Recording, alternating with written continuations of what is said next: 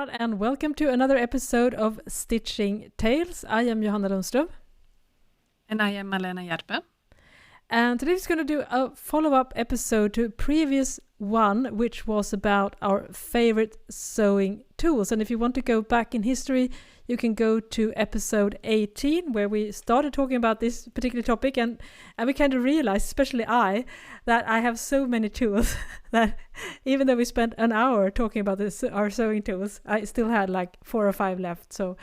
And I know, Malena, that you also came up with a few more, right? After the last episode.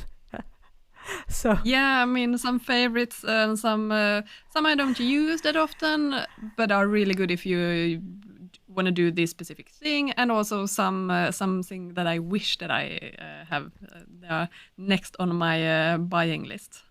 Yeah, that's really good, because we also...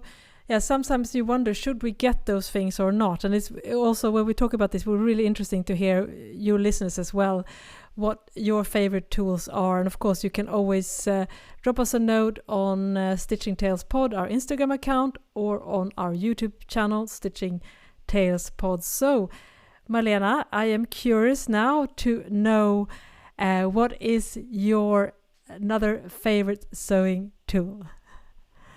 Well, one thing that I just completely forgot. I mean, you know my obsession with pressing, and I use my big regular-sized iron board to iron my fabric. I always give it a nice press, so it's no crinkles when I start to sew. I do that on my big iron board, but then when I press open my seams, press any seams basically, I could more or less only use this one.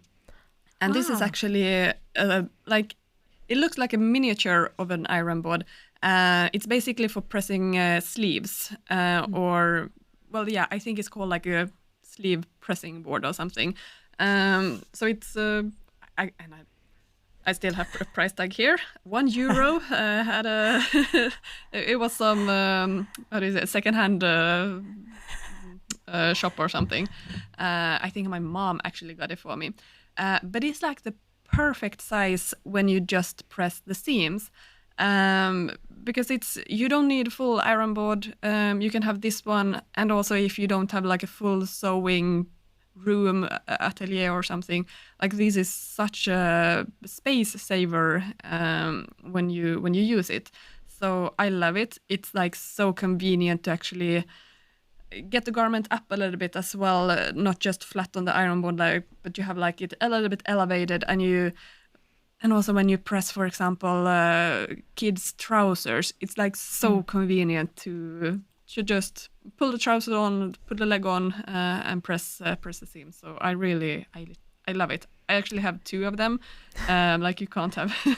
I don't know why. I don't use both. Obviously, I can't. That's a bit unnecessary. But I really recommend getting one. That's a new thing, because we all know we are machine hoarders, but you're also an iron board hoarder. That's a very specific... Apparently. Yeah, I don't know how that happened. Trait. Yeah, I totally agree. I love it. And mine is also from a secondhand shop, which we should always say is a good tip, because these have a tendency to always find themselves into secondhand shops. Because I honestly think that unless you're into pressing, especially in today's society, when most people aren't that concerned, I think, of fine pressing. So my imagine is that they have this, what should I do with this tiny kids board, and they don't really understand. I think, honestly, a lot of people today that doesn't sew or have an interest in garment that way, they have no idea what it is. So maybe if they inherit it, they just leave it to a charity shop. So mine as well, I just bought it for this similar amount, like $1 or €1, not much more. So it's a great tip to if you want to get this sleeve board and don't want to spend the full price. I can guarantee you will find it in a secondhand shop. I love it. There's so many advantages with it, especially also when you're pressing a hem on a garment, because the good thing, you can also rotate the garment, so you don't get any pressing marks, and you get so much easier access. So when I do before I do hem a pair of pants, for instance, I always use the sleeve board as well for pressing up the folds. And sometimes I find, if you're doing a collar, it just gives you, as you say, because it lifts it up and you give this access. So it's a wonderful tool. And I think if you're serious about sewing, you should definitely get one. If you really, as we say, pressing is so important. So it's a good investment, especially if you can get it for secondhand. Yeah, and the funny thing is, just want to clarify with my pressing obsession, I never press my garments that I wear after wash or anything. No, I just hang them to hang them to dry, and that's it. I don't press my actual garments. It's just during the sewing that I'm slightly obsessed. Okay. You're not the one doing, the exact routine on how to iron a shirt or anything like that, because it's a whole science. I've actually done a video. No. My husband does his own shirts, so that's no. I never I never do that. No, and you're actually wearing, if you're watching the YouTube video, you're wearing a shirt today, Malena, but you didn't iron it, right? Or no, and this is a summer shirt, it's cotton linen mix lookalike at least. So it's the colors are just both going. One is going in, one is going out, and it's a hot mess. Yeah, it looks wonderful. But yeah, it's funny to say, and I mean, some people just, that's what I say, because a lot of people today, they don't really iron their garments. They are they can't be bothered unless you're into shirts, dress shirts, and you have this kind of interest and passion. I think most people, they don't want to iron. They rather wear it a little bit wrinkly. I am of the older school, I have to admit. I am definitely a big fan of ironing. I will confess that, yes. Sorry, I'm being. But you have something else as well, right? Beside this small sleeve pressing board, you have something else that you use, right, to get sleeves and yes, pressed nicely. That because when we were about to record, I remember I forgot it, but I'm going to just pick it up in a bit here. Johanna is now running to her. I'm back. Okay. Yes. So this was a thing that I heard many people recommend, and I was thinking, why? Because I already had a sleeve board, and I have a regular pressing board, and I have a good steam station. But I want to give a big shout out, and I know if you're into tailoring, you already know how great this is. But this is a tailor ham. So what it is a fabric covered piece. I think it's sawdust inside.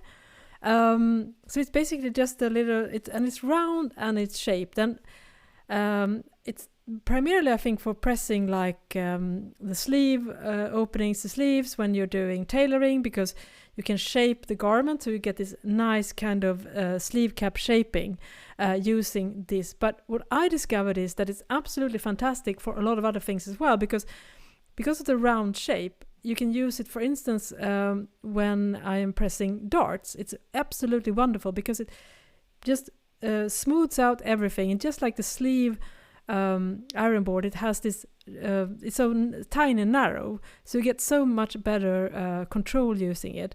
And it's also a tip, because if you sew darts on knit, which I do occasionally, and you Malena, also have knit top patterns with darts, and it can be a little bit tricky to get them to lie nice and flat. There is a tendency of puckering, especially if you're not used to it and getting this technique down. But I found that using this tailor ham is absolutely wonderful to press down darts, so they're really nice. You get rid of the puckering and the little pointy holes that can at the tip of the dart that you might encounter sometimes.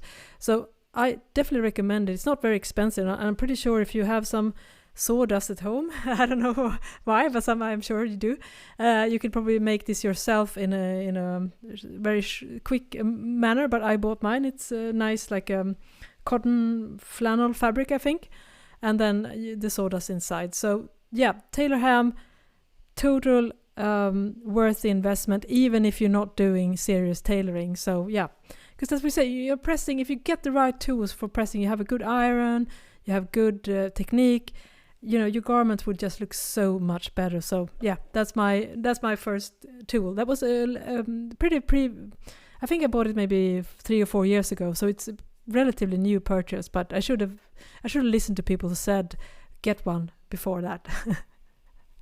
I actually don't have one, but yeah, it makes like obviously when you press your sleeve, I mean that's a really 3D shape. How are you going to press it like perfectly nicely without getting how to say pleats or like marks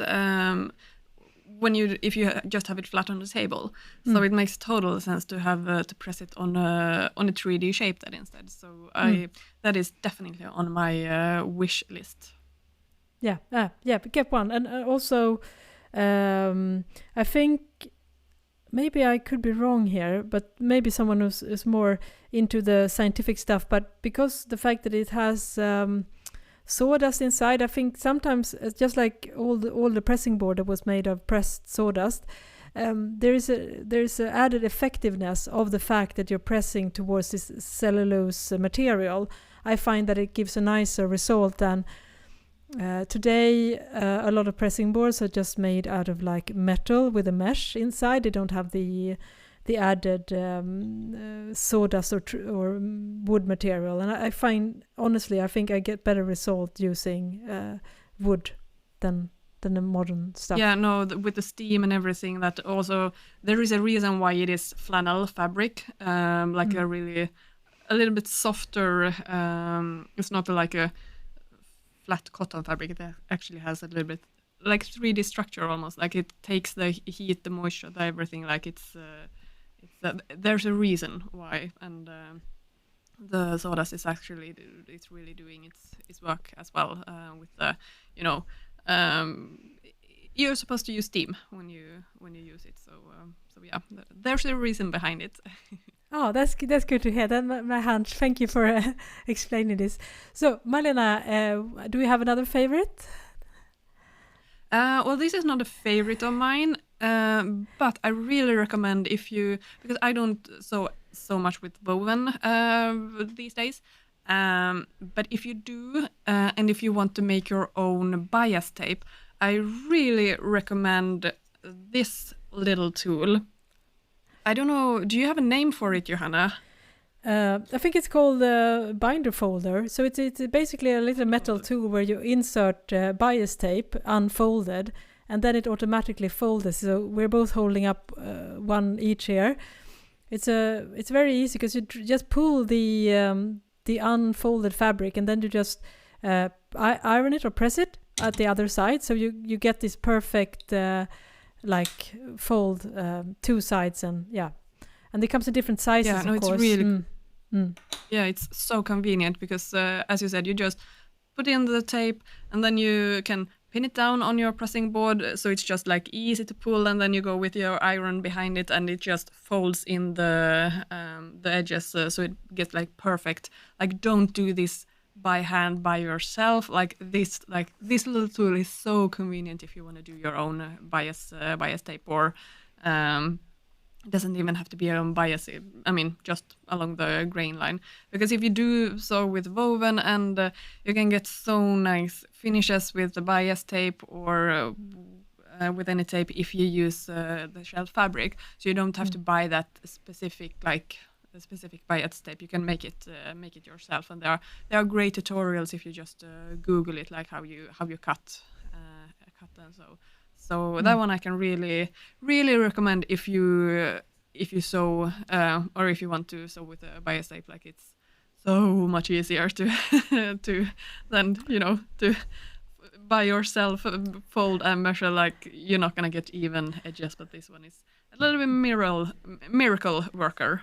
Yeah, definitely. I don't think it's very expensive either, and it's so nicely designed. And as you say, also because when you cut the bias tape on the bias, it's going to have some natural stretch and it will distort. So as soon as you start to try to fold it and press it, you will drag it out. So unless you use this tool, you will never be able to get it even, especially if you cut a softer fabric on the bias, because it has so much give.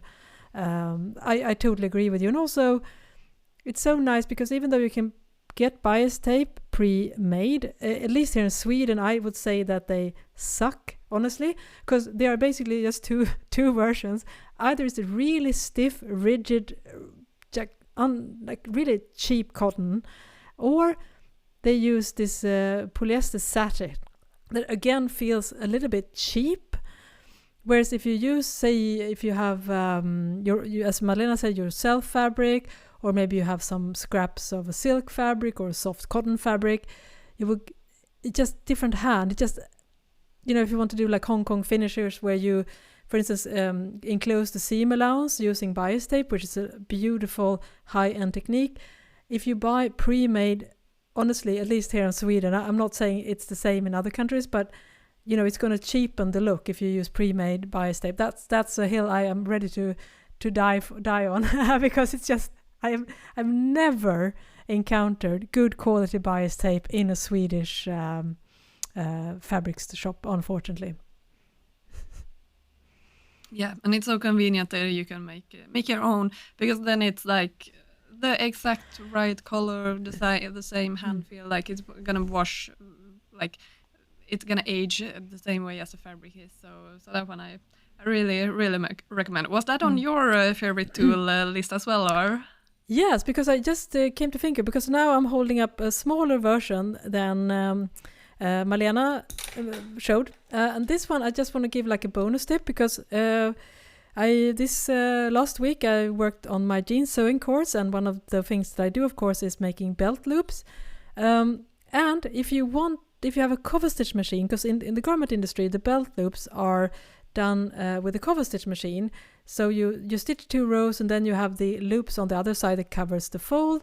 Or you can also, if you want to do belt loops, you can use a twin needle. Then you will get the zigzag stitch on the reverse side and then straight lines on the. There are special twin needles for denim as well that you can get.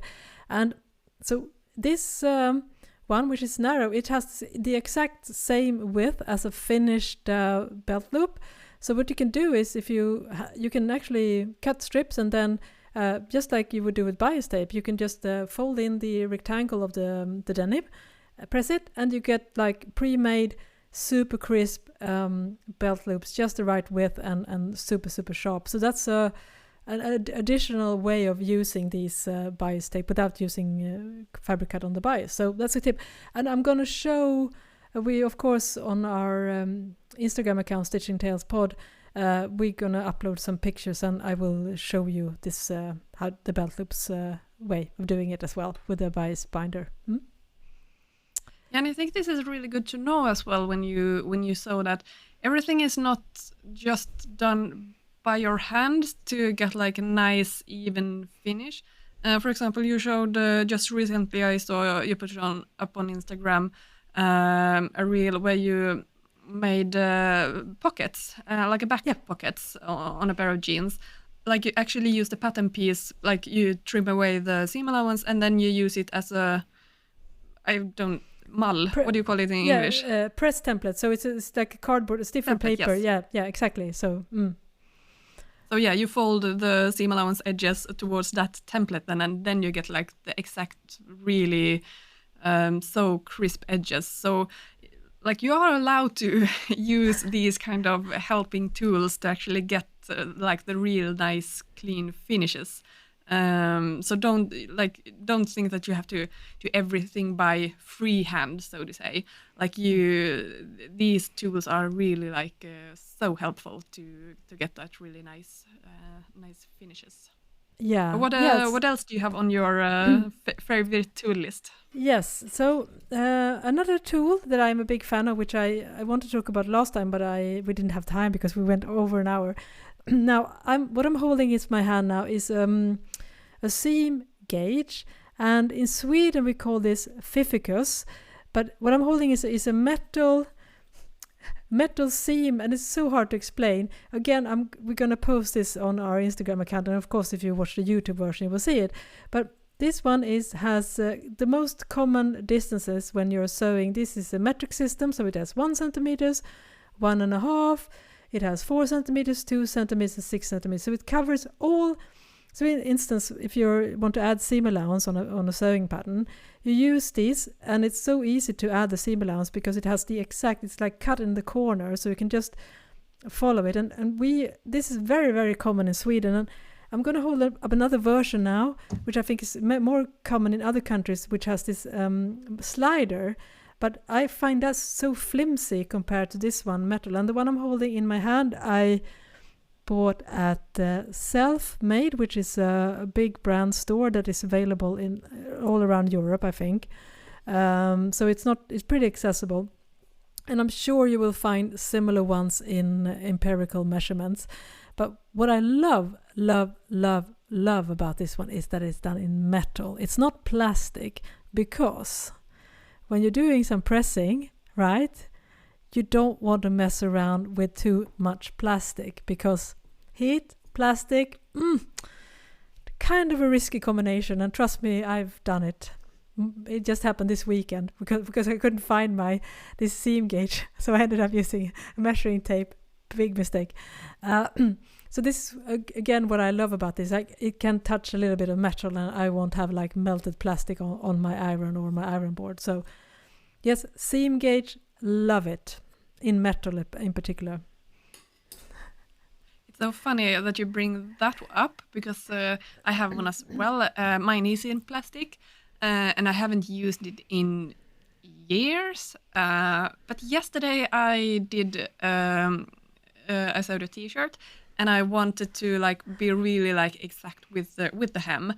So I actually used it when I pressed the hem to get the exact right measurement, which is funny that you bring it up, because again, I haven't used mine in years, because, well, you know, when you work with this, I have a quite good like eye measurement, like I can see, and whenever I sew these days, I'm like, well, I mean, I'm pretty like precise, like I can wing it with how much I press up for the hem. But yesterday I was like, no, now I'm gonna be like, now I want to have the exact measurement, so I'm gonna double check it with that one. So yeah, I used mine yesterday, and I did press it under the hem with the iron. It was fine. I did it very quickly, so no accidents happened. But yeah, it's very, very convenient.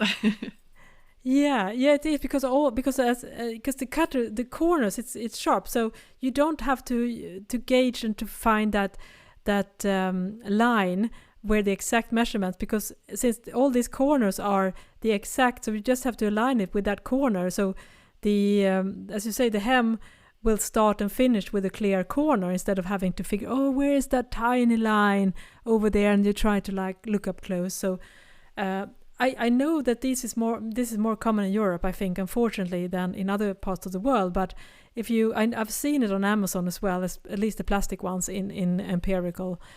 So definitely check it out if you really want to get that exact stuff. Especially if you're not like Malena and has great eye gauging, like natural. you need again, don't be hard on yourself. Take all the help you can get. And again, this is a really cheap tool.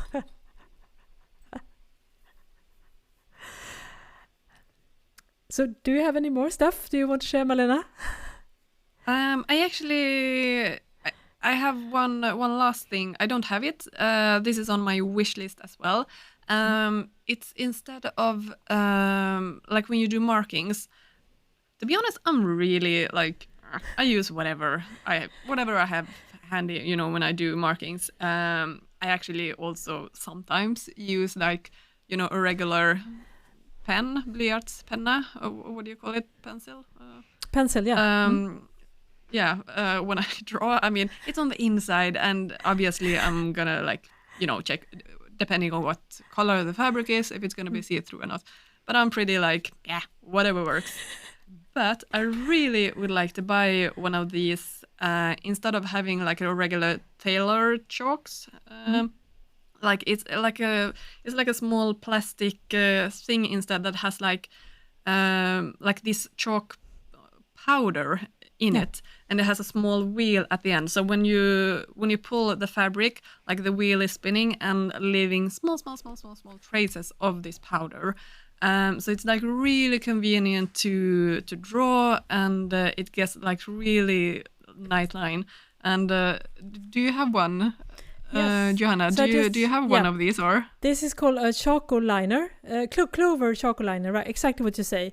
So I just want to show everyone who's watching this. It has, as you say, it has a powder dispenser, and then it has this tiny like tracing wheel, and it's wonderful. I love it. So the white one I highly recommend.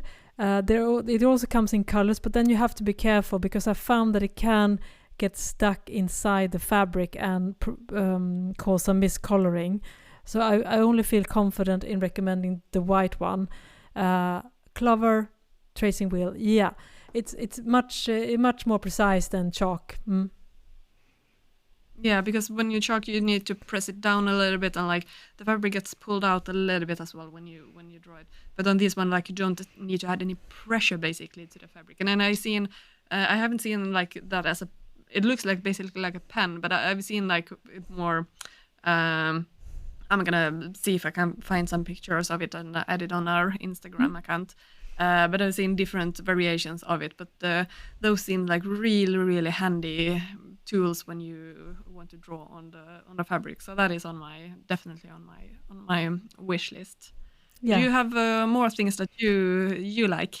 Always more things. But first of all, I'm going to give a shout out if loyal listeners have already heard Malena say that this is an invaluable tool. I don't think it was an episode about tools. I think it was another episode. But speaking about ironing and pressing, that you have a timer. So what I'm holding up is one of those socket with a timer. So you set the timer on an hour or 2 hour. And after that, the electricity is cut. So if you plug your iron into this, it will automatically shut the power off because obviously you don't want your iron to just keep on going, especially because. And I feel there's a story coming here. There's a story coming. What happened? What have you done? Yes. Oh, so embarrassing. Anyways. Because when you talked about this and you said it's such a great tool, I was like, yeah, I need to get one of those. Did I? No, of course not. But then, as I mentioned previously, I was doing this jeans course. I've been filming it like day and night. So it's basically, I've spent all my waking hours the last week or so doing this. Anyways, so I was really tired one evening. So I was like, and I just need to go home because I have a sewing studio that is, a 5 minutes walk from my home. So I leave it, and that's nice to leave your work behind. But anyways, the next day I come into the sewing studio, and there's a very strong, unpleasant smell of heat. No. Of heat and burning. I was like, oh no. So yes. I left the iron on overnight at like the highest temperature as well because I'm ironing jeans, so I'm like really cranking up the heat. I mean, no accident, but just the fact that when you open the door to the sewing studio and you can like smell like burning. Oh, that was so scary. So just so until I was like, just as the shop opened that day, I just ran out and got one of those like this timer. So I just need to remember now to set it because it doesn't. You have to every time you have to actually reset the timer. So you just can't have it on. You also need to remember to set the timer on. So, but yeah. Yeah. Oh yeah, that's like so scary. Wake up call when you're like, right, that could have really bad consequences. Like. It's so scary when those things happens. Yeah. Sometimes you really need to really get that close to fire, so to speak, to get to actually, as you say in Sweden, like have the chip to fall down. Like you have to get that realization. Sometimes it has to hit you in the face at least once, and sometimes twice. So yeah, I'm embarrassed to admit it, but now I'm a changed woman, and I will do as you say, Malena. Yeah, and I mean, obviously, you should never trust like that thing as well, because I mean, obviously, that thing could also not work for some reason some days. So I mean, you should always unplug your iron after you're done. But at least like this is like an extra safety thing if you don't, remember. So yeah, no, it's so good. And yeah, it's super annoying when it's like, oh yeah, it shut down by itself, and you are ironing, and it's like, why is nothing happening? Happened a couple of times, yes, but I mean, at least that is better compared to catastrophic things, the consequences that could actually be. Yeah. Yeah, absolutely. That's good. Good, you are a changed woman now. Yeah, more responsible. So, and of course, I have a couple of more things that I also wanted to plug. First of all, again, a pretty inexpensive tool that I find really invaluable. And that, what I'm holding up now, is a buttonhole cutter. So, when you're sewing buttonholes, you can, of course, use a seam ripper. It's a good option. But I find that this one, which has a very sharp blade, and it comes in different sizes, but you can just get a small one and so just push it into the sewn buttonhole.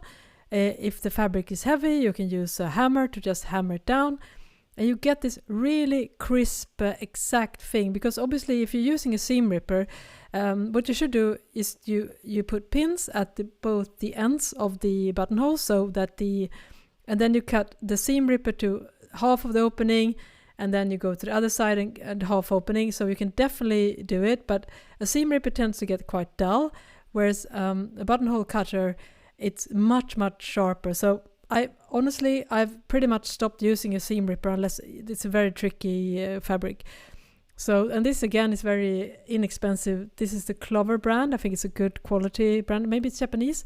And so, yeah, mine is 12 millimeters, which I find is small enough for most buttonholes. 12 millimeters is about half an inch. I think there's a smaller one as well, but even if you're doing big buttonholes, you just push it down a couple of times. So it looks like, what do you call it? Those flat screwdrivers. They don't have the star, but the flat one. So it looks similar to that, but it's just a wider blade. So what do you do, Malena, to open your buttonholes? I mean, I don't remember when I sewed a buttonhole, to be honest, but I use a seam ripper. And then, but yeah, with a big disclaimer, I always, I don't just, pull it without any control, because you can so easily take it too far and it will basically rip a hole in your whole buttonhole then. So I always pull up the end, so I have a few millimeters at a time that I rip open, and I always do it from the outer edges towards the middle, so it give me the really control. But the negative about that is also that then it's visible that you have done it in several steps. I can imagine that this one gives it a more crisper finish when you do it the whole piece in one. So, and especially also for really heavy, sturdy denim fabric, for example, I can really understand that it gives a nicer finish. But no, I haven't used one actually. Interesting to hear. I've seen it obviously, but I have never tried it.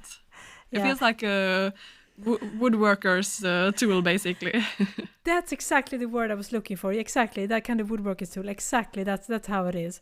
So I'm just for you who's not watching the video version, I'm holding up now a pair of jeans and a buttonholes, because it's quite unless your seam ripper is very sharp and crisp, and they do tend to get dull. It's really hard to get that nice clean cut. And this just helped a lot. Of course, you will still have a little bit of threads and stuff like that, but you can just pull that away.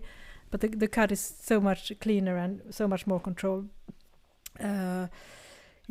Maybe a stupid question then, but when you have a buttonhole, and maybe you use this more often for denim, but you have these buttonholes that has like a little circle at the end for like, well, specifically a more chunkier button. How do you do that? I do that with my vintage Bernina sewing machine from the 80s because it has the keyhole button as an option. Yeah, so, but sorry, yeah, but when you actually make the hole, do you make it like a little round hole then as well, or do you just use the tool that you just showed to... Okay. So what I can do then is that I use, I think I mentioned that the last time, the awl, the sharp piercing tool. So you can use that to get that slightly rounder opening. But honestly, I find that just pulling that and just pulling away the threads is enough. So I don't, because the keyhole buttonhole, it's not that big, so you don't need to. I guess you could use the one of those what's it called plier, right? That you with leather. Yeah. I have one of those as well, but I have never actually used it for that keyhole. I've just used the awl to get that roundness at the end, a bigger awl with a bigger tip. Interesting. But that's I need to try that.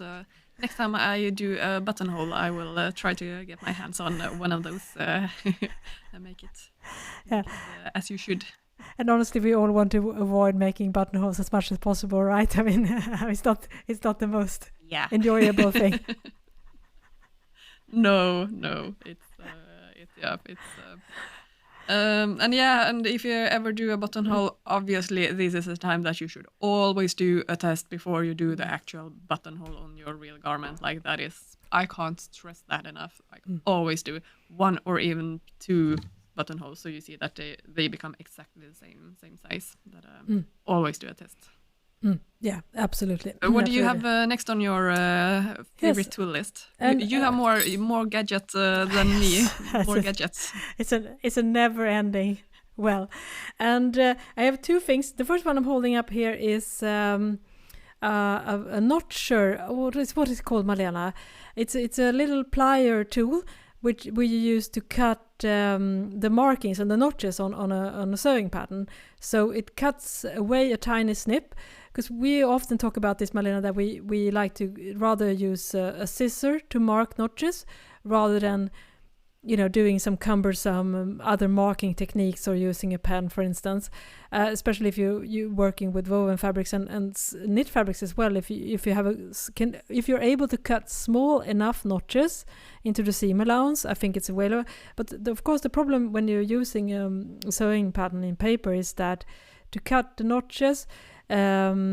You can of course put the scissor underneath the marking on the pattern, but if you use this pattern notcher, you just cut away just a small into the seam allowance, so you can just cut the scissor. So it's a very helpful tool, and I think it's very common in the professional industry to use this.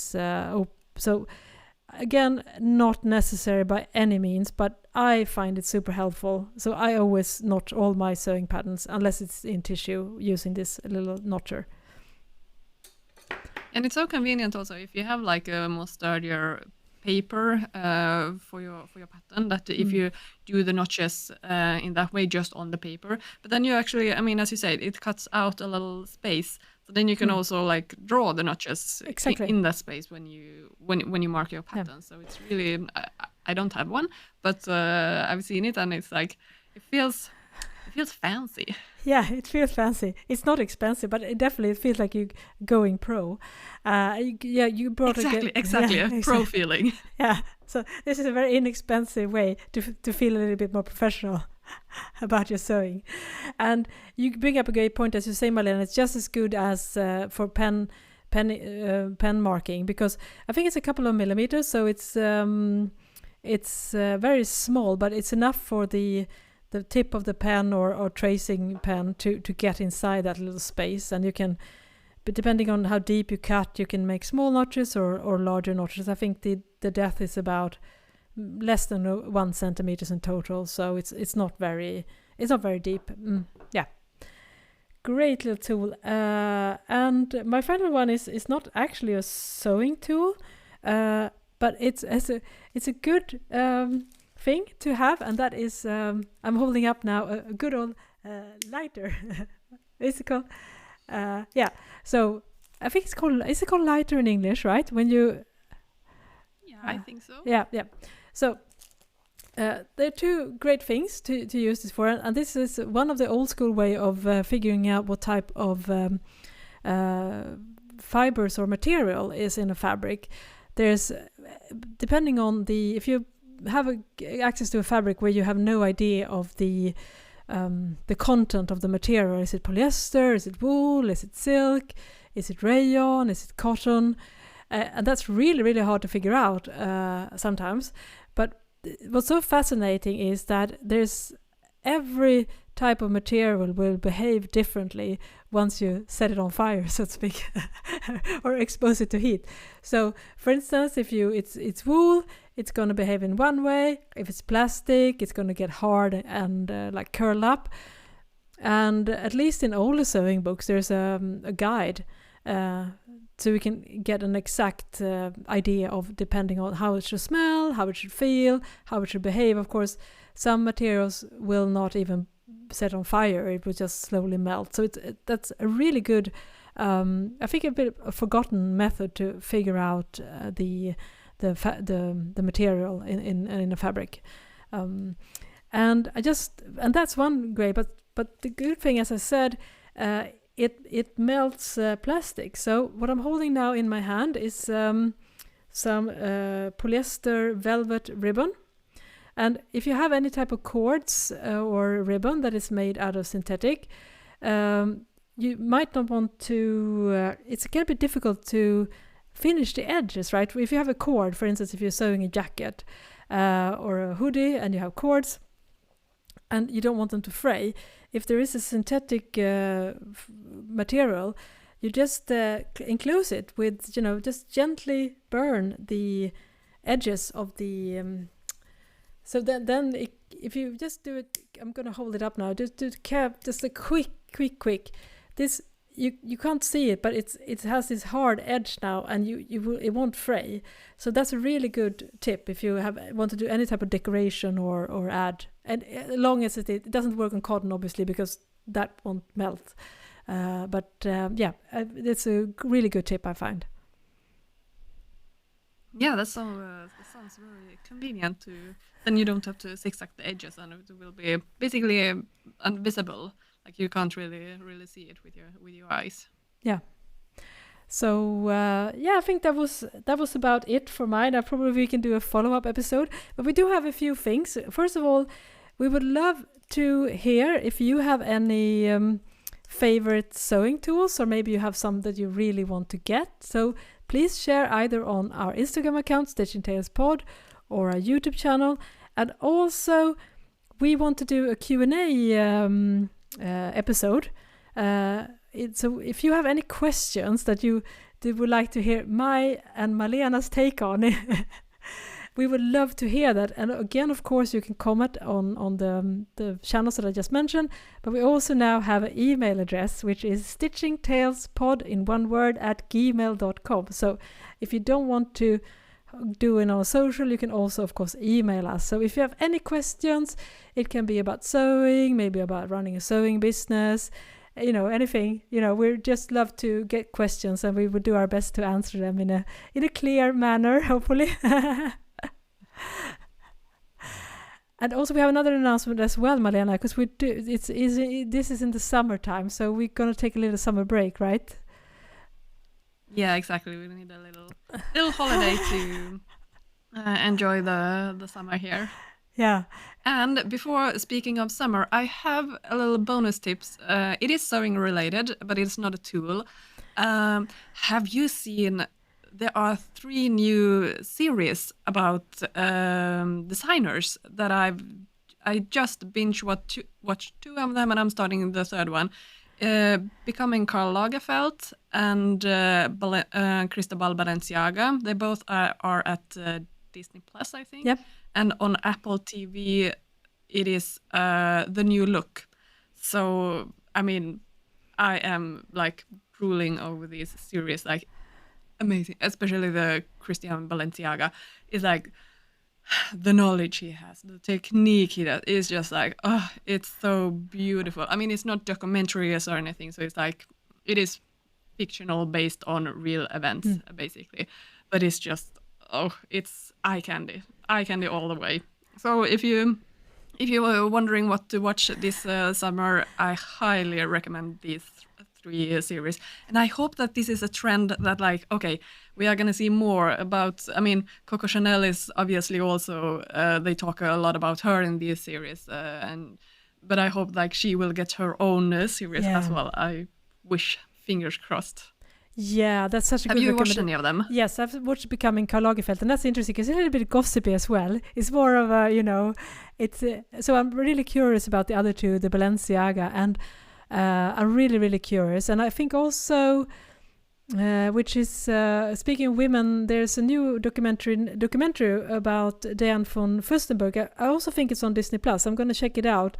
So that's also interesting because that's, being a woman in the fashion business and, her struggles. And I think it's going to be a really interesting, and as you say, Coco Chanel, obviously, definitely an intriguing story that needs to be told. I mean, there have been some, I've seen a movie, but I haven't seen a series maybe. But yeah, it's a good, I agree with you. It's a nice trend that they actually, the fact that these are really interesting persons and also they have a fascinating story and, making entertainment out of it. This is, I'm definitely going to jump to the Balenciaga and the Dior one as well. Yeah, I'm very intrigued. And what I really loved about the Karl Lagerfeld and the Balenciaga, they were actually speaking French or German or Spanish, depending on who was obviously speaking. And it was just like so nice to hear different, like the original languages as well. Yeah. The new look is in English, even though like it's played out in Paris. But it's always a little bit cringy when they speak with a French accent, but they speak English. So to actually hear when, the actor is switching from French to German or French to Spanish, it was just like, it was a different experience watching a series with the original language. So I really enjoyed that. Yeah, I agree with you. And also because again, I've only seen the Karl Lagerfeld, but I also really like that they have actors that are French and German. I really appreciate they will mix the language as well, but it's so nice to see also not obviously the one that plays Karl Lagerfeld, Daniel Brühl, I think he's a pretty well-known actor, but I think all the other has been in Inglourious Basterds, I think, with by Tarantino. And more, but again, it was so nice to see also not all, at least for us, not familiar faces, because sometimes if the actors are too well known and the faces kind of gets in the way in a way. So I really liked about Karl Lagerfeld, there were so many French actors that I wasn't familiar with. So that was really, as you say, it's a nice way, to actually to not everything has to be in English, because even though it's a language that is well known. Yeah. Great tip, Malena, great tip. And I'm definitely going to check out the other ones as well. And then if you have any more, you listening, if you have any more suggestions, we would love to hear them as well. Because please share. Yes. I'm a little bit obsessed now. I want to like more. I need more. Yeah, we want movies as well. Like just please, if you have any tips for me. Yeah, and I also I did watch the Galliano documentary at a film screening, because Galliano obviously we know has a very controversial past, but it's also was a really interesting and I think pretty nuanced documentary about his story that I can highly recommend. And also I think there's about Alexander McQueen as well. I think it's also available on Disney Plus or one of those channels as well. So it's also interesting to hear, the current designers and getting the backstory, and it's also the mental health struggles that a lot of these people are going through as well. It's not an easy, as you get that sense from watching a lot of these. It's a difficult business to be in, to a lot of pressures, and so it's very fascinating to get that more personal behind the scenes story as well. Yeah, I'm definitely gonna look into that. So exciting! It's a perfect summer watch, I think. All right But then. yeah, we are gonna have. I don't know. We haven't decided exactly how long of a break. Maybe 1 month. I Yeah. would say. What do you think? Yeah, that sounds good. So maybe we'll do a comeback in August. That sounds reasonable, I think. And of course, then we're gonna answer your questions. So do remember to email those at stitchingtalespod@gmail.com or on our other channels. Of course, links will be in the description section. So we wish you a nice, happy sewing summer. And I am Johanna Lundström. And I am Malena Hjerpe. Bye bye. Bye bye.